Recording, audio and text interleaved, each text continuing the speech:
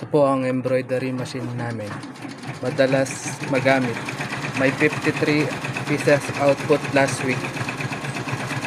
Ito ang monitor screen at middle bar. Maayos magtahi.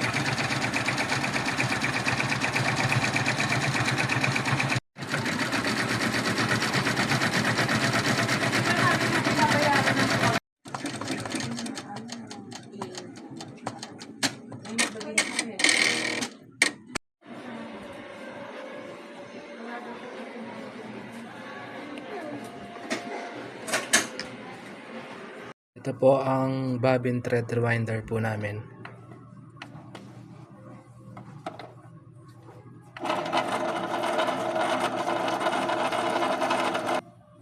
Ito po ang ABR po namin.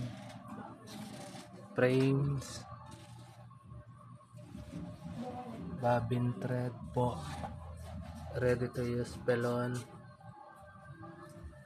At embroidery pending area po. Ito po yung mga threads po namin.